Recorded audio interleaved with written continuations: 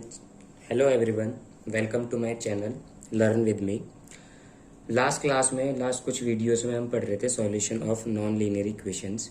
उसमें हमने bisection method पढ़ा, रेगुलर फाल्से पढ़ा और हमने पढ़ा था लास्ट वीडियो में सेकंड मेथड। ये तीनों मेथड जो है वो हमारे कोई नॉन लीनियर इक्वेशंस के अप्रोक्सीमेशन रूट निकालने के लिए यूज होते हैं। और न्यूटन रैप्सन भी हमारा वही मेथड है, ये भी हमारा इक्वेशन का रूट निकालने में, अप्रोक्सीमेशन रूट निकालने के लिए यूज होता है। अब कोई भी तो बाइसेक्शन मेथड आया, फिर रेगुलर फाल्से आया, फिर सेकंड आया, थोड़े थोड़े प्रोग्रेसिंग में, मतलब बाइसेक्शन मेथड थोड़ा स्लो था, थोड़ा स्लो क्या बहुत ही स्लो था, फिर थोड़ा एडवांस आया, रेगुलर फाल्से आया, फिर सेकंड आया। अब जो है हमारा न्यूटन रैप्सन है, ये 3-4 इटरेशन में ये कंप्लीट हो जाता है और हमारा अप्रोक्सीमेशन वैल्यू हमारी आ जाती है। अब इसका हम पहले फॉर्मूला डिस्कस कर लेते हैं, ये क्या है, कैसे आया। तो सबसे पहले इसका फॉर्मूला है हमारा, इसको एक ग्राफ से समझते हैं।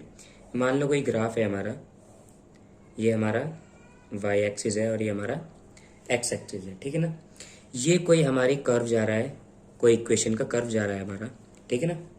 तो अब ऑब्वियस है, मैं पिछले कुछ वीडियोस में तो कोई क्या पढ़ा था हमने पिछले कुछ वीडियोस में, यानी कि कुछ मेथड्स में क्या पढ़ा था, हम एक्स की वैल्यू लेते थे अप्रोक्सीमेशन, x0 लेते थे, मतलब x0 लेते थे, x1 लेते थे, या a लेते थे या b लेते थे।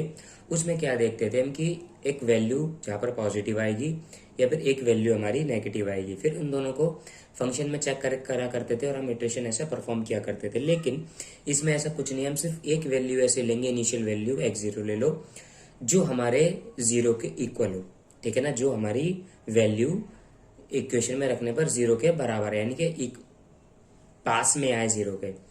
तो हमें सिर्फ वही एक इक्वेशन लेनी, अब वो चाहे नेगेटिव आए या फिर पॉजिटिव आए, उससे में कोई फर्क नहीं है, बस हमारे 0 के पास आए, ठीक है ना। अब मेरा मान लो कोई, मैंने एज्यूम किया कि यहाँ पर है कोई मेरा x0, ठीक है ना, यहाँ पर मेरा कोई x0 है, यानी कि वैल्यू मेरा रूट मान लो यहाँ पर x0 है और मैं इसको यहाँ पे इसको मिला रहा हूँ, ठीक है। इसको मैंने मिलाया और जहां पर मैंने मिलाया वो मेरा x0 और फंक्शन fx0 हो गया, ठीक है ना। यही तो हो गया मेरा, ये फंक्शन यहाँ पे x0 और fx0 हो गया। अब यहां से मैंने एक टेंजेंट ड्रॉ किया, ठीक है।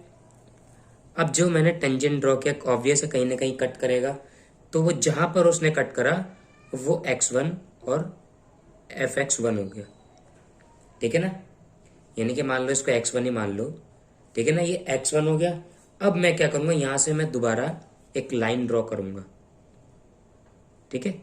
मैंने लाइन ड्रॉ करी, तो अब इस पॉइंट पर मेरा x1 और fx1 आ गया मेरा, ठीक है ना। अब यहां से मैं दोबारा एक टेंजेंट ड्रॉ करूंगा। अब जब मैं टेंजेंट ड्रॉ करूंगा तो यहां पर मेरा दोबारा काट देगा, कोई एक लाइन कहीं ना कहीं तो काटेगी, तो यह मेरा x2 हो जाएगा। और जहां पर मैं दोबारा पॉइंट मिलाऊंगा तो x2 और fx2 हो जाएगा मेरा। तो ऐसे चलते चलते हम ना रूट के पास पहुंच जाएंगे, यानी कि अप्रोक्सीमेशन जो हमारा करेक्ट एग्जैक्ट होगा रूट, उसके अप्रोक्सीमेशन में हम इसे ऐसे करते करते हम पहुंच जाएंगे। अब हमने 12th क्लास में पढ़ा था, या आपको याद होगा, टेंजेंट की इक्वेशन क्या थी, y minus y1 is equal to f dash मान लो, या डी बाय डी एक्स होता है, सॉरी, x माइनस x1, ठीक है ना। यही होता था हमारा, ठीक है ना, यही तो होता थी हमारे टेंजेंट की इक्वेशन। अब इसको वैल्यू को यहां पुट करनी है हमने, ठीक है ना।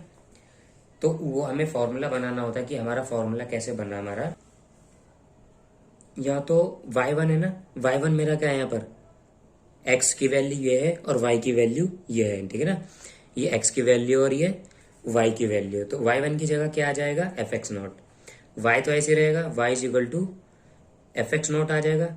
मैं dy बाई डी एक्स को क्या, मैं y इज इक्वल टू, अगर कोई fx है तो मैं इसको f डैश x नहीं लिख सकता हूं ना, मैंने कई क्वेश्चन में लिखा भी है। तो ये हो जाएगा f डैश। अब किसका f डैश, ये x0 की बात आ रही है ना, तो यहाँ पर x, तो यहाँ पर आ जाएगा x0, ठीक है ना। dy by D x x का ही तो हो रहा है ना। अब जब x का हो रहा है तो x0 आएगा। अब जब x0 आ गया तो x माइनस x0, ठीक है ना। ये हमारा फॉर्मूला ये हो गया। अब देखना यहाँ पर y की वैल्यू क्या थी, यहाँ पर y की वैल्यू 0 थी, तो यहाँ पर y की वैल्यू क्या हो जाएगी, 0 minus f x naught is equal to f dash x naught x minus x zero. यहाँ पर x1 थी ना वैल्यू, ये तो हो गया ना, मैं यहाँ पर क्या हो जाएगी, x1 हो जाएगी, ठीक है ना। यहाँ पर क्या हो गई, x1 हो गई मेरी। अब मेरे को क्या निकालना है, मेरे को x1 ही तो निकालना है यहाँ से। तो x1 कैसे आ जाएगा, तो x1 minus x naught is equal to minus f x naught divided by F dash x naught, ठीक है ना। ये क्या करा मैंने, इसको यहीं छोड़ा और ये इसके नीचे चला गया। अब मुझे x1 निकालना है, तो x1 is equal to X naught minus F dash मतलब F x naught divided by F dash x naught, ठीक है ना। ये तो x1 के लिए होगा। अब x2 आएगा तो यहाँ पर x2 आ जाएगा, यहाँ पर x नॉट की जगह या x0 की जगह x1 आ जाएगा यहाँ पर, ठीक है ना। अगर x3 होगा, x3 भी कोई इक्वेशन होगी, मतलब कोई अगर इटरेशन होगी तो x3 आ जाएगा, यहाँ पर x2 आ जाएगा, यहाँ पर x2 मतलब F x two divided by F dash x2। तो हम इसको जनरलाइज कर देते हैं। जनरलाइज क्या हो जाएगी, x n plus one x n minus f x n divided by F dash x n. तो ये हमारा यहाँ से फॉर्मूला हमारा डिराइव्ड होता है न्यूटन रैप्सन का, ठीक है ना। अब इस पे हम एक क्वेश्चन करते हैं और समझते हैं कि ये कैसे होता है। अभी हमारा क्वेश्चन है, क्या कह रहा है, ये हमारी इक्वेशन दे रखी है, find the approximation root up to three correct decimal places using Newton Raphson, ठीक है ना। तो सबसे पहले सॉल्यूशन हमारा एफ डैश एक्स यानी कि f x sorry is equal to x4 minus x minus 10। तो अब हमें जीरो रखनी है वैल्यू, अगर मैं जीरो रखूंगा तो -10 आएगी, तो f0 की वैल्यू क्या आएगी, -10। f1 की वैल्यू क्या आएगी, 1 - 1 तो ये भी 10 आएगी। और f2 की वैल्यू क्या आएगी मेरी, 2 की पावर 4 16 -2 -10, तो 16 - 12 दैट इज 4, ठीक है ना। f2 यानी कि x2 की रखने पर मेरी वैल्यू क्या आई, मेरी 4 आई। अब मैंने क्या बताया था, मैंने ये बताया था मैंने x की वैल्यू वो लेनी है जहां पर फंक्शन मतलब जीरो के पास हो, फंक्शन की वैल्यू जीरो रूट की मतलब इस फंक्शन की वैल्यू जो हो वो जीरो के पास हो। अब 1 रखने पर -10 आ रही है और 2 रखने पर 4 आ रही है। अब मैं ले तो मैं 1 भी लूंगा, लेकिन प्रोसेस काफी लंबा हो जाएगा और कई इटरेशन परफॉर्म करनी पड़ेगी। तो हमें वैल्यू वो लेनी है जो हमारी जीरो के बिल्कुल करीब हो। तो हम f2 ले लेंगे यानी कि फंक्शन की वैल्यू x2 ले लेंगे, ठीक है ना, सॉरी इनिशियल वैल्यू हम x2 ले लेंगे। तो यहाँ से इनिशियल वैल्यू क्या आ जाएगी मेरी, x0 2 आ जाएगी मेरी, ठीक है ना। और x इनिशियल क्या आ जाएगा मेरा, 4 आ जाएगा, ठीक है ना। अब ये हमारा आ गया। अब यहाँ से इटरेशन परफॉर्म होती है हमारी फर्स्ट इटरेशन, ठीक है। अब जब फर्स्ट इटरेशन होगी यहाँ पर n की वैल्यू क्या हो जाएगी मेरी, 0 हो जाएगी। जब n की वैल्यू 0 हो जाएगी यहाँ पर, तो फॉर्मूले में क्या हो जाएगा, x1 minus x0 minus f x zero divided by f x n zero. और सबसे पहले हम हमारी एक इक्वेशन है हमारी, ये मान लो फंक्शन है हमारा, क्या है, x4 माइनस एक्स माइनस 10। अब इसका हम क्या निकालेंगे, डेरिवेटिव निकालेंगे एफ डैश एक्स। और एफ डैश एक्स क्या हो जाएगा, ये 4 नीचे आ जाएगा तो 4x और इसमें से एक पावर माइनस हो जाएगी तो 4x क्यूब, और ये x1 है तो यहाँ पर 1 ही आ जाएगा, ठीक है ना। तो ये हमारा एफ डैश एक्स यानी कि डेरिवेटिव आ गया। अब हम इसका फॉर्मूला करेंगे, क्या आएगा हमारा, x1 इज इक्वल टू, और यहाँ पर xn है तो x0 आ जाएगा, तो x0 minus F x0 divided by F dash x0, ठीक है ना। अब इसमें वैल्यू पुट करेंगे हम, x0 क्या था मेरा, 2 था मेरा, यानी कि x0 2 था मेरा, माइनस यहाँ मेरा 4 था, डिवाइडेड बाय 4 x मेरा यानी कि एफ एक्स, सब चीज़ हमारी x की वैल्यू रखनी है 2 क्यूब माइनस 1। तो वैल्यू क्या आ जाएगी मेरी, वैल्यू आएगी मेरी 1.871। ये मेरी x1 की वैल्यू आ गई है, ठीक है ना। अब जब मेरी x1 की वैल्यू ये आ गई है तो मैं इसकी fx1 भी तो निकालूंगा मैं। अब जब मैं fx1 निकालूंगा तो f फंक्शन की वैल्यू 1.871 पे क्या आएगी वो निकालूंगा मैं।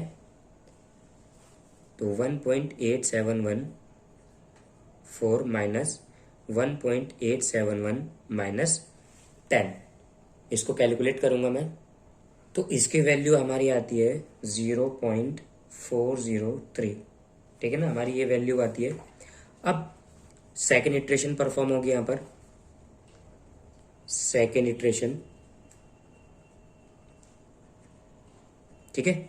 अब जब सेकेंड इटरेशन होगी तो यहाँ पे n की वैल्यू क्या हो जाएगी मेरी, 1 हो जाएगी, ठीक है ना। जब n की वैल्यू 1 हो जाएगी तो यहाँ पर x2 हो जाएगा, यहाँ पर x1 आएगा minus F x1 divided by F dash x1, ठीक है ना।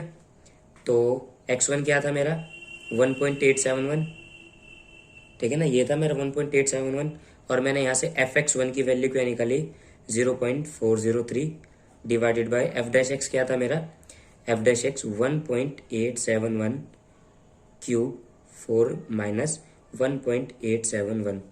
तो यहाँ से मेरी x2 की वैल्यू आती है मेरी 1.856, ठीक है ना। यहाँ से मेरी x2 की वैल्यू आती है मेरी 1.856। अब यहाँ से मेरी x2 क्या आएगी, अब मैं fx2 की वैल्यू निकालूंगा, ठीक है ना, फंक्शन में वैल्यू भी तो रखनी है मुझे। तो fx2 क्या हो जाएगा मेरा, यानी कि f 1.856 इज इक्वल टू 1.856 की पावर 4 माइनस 1.856 माइनस 10, इसको कैलकुलेट करेंगे हम। तो मेरी वैल्यू आती है fx2 की, क्या आती है मेरी 0.010, ठीक है ना, ये आती है मेरी fx2 की वैल्यू। देखो 0 के करीब जाता जा रहा है ना, और मैं आगे जाऊंगा तो और करीब आ जाएगा। चलो यहाँ से सेकंड इटरेशन परफॉर्म और थर्ड इटरेशन होगी हमारी। थर्ड इटरेशन में क्या होगा, n की वैल्यू 2 हो जाएगी मेरी। अब जब n की वैल्यू 2 हो जाएगी मेरी, तो यहाँ पर x3 हो जाएगा और यहाँ पर x2 हो जाएगा minus f x2 divided by f dash x2, ठीक है ना। तो x2 की वैल्यू क्या थी मेरी 1.856 माइनस, और f डैश f x2 मैंने क्या निकाला था, ये निकाला था 0.010 डिवाइडेड बाय 1.856 क्यूब 4 मल्टीप्लाई में माइनस 1.856। तो इसकी वैल्यू भी हमारी क्या आएगी 1.856, ठीक है ना। ये दोनों सेम हो गए हमारे, यहाँ पर भी x2 की वैल्यू 1.856 आ रही थी और यहाँ पर भी x3 की वैल्यू 1.856, दोनों इक्वल आ गए ना मेरे, 3 डिजिट तक सेम आ गई। तो मैं यही रुकना है और मैं इसकी फंक्शन में वैल्यू रखूंगा तो यही आएगी, 1.856 रखने पर यही आ रही थी ना, तो अब भी तो यही आएगी। तो हेंस, तो लिखो हेंस, हमें रिक्वायर्ड अप्रोक्सीमेशन रूट मिल गए, hence the required approximation root of given equation is 1.856, और यही हमारा आंसर खत्म हो जाता है, ठीक है ना। इस वीडियो में इतना ही, और हमने चारों मेथड पढ़ लिए हमने नॉन लीनियर इक्वेशन के रूट फाइंड करने के लिए, bisection method, regula falsi method, secant method, और हमारा लास्ट ये था न्यूटन-रैप्सन मेथड। मैं इनकी लिंक डिस्क्रिप्शन में दे दूंगा, आप वहां से भी इसको देख सकते हैं, ठीक है ना। Thanks for watching.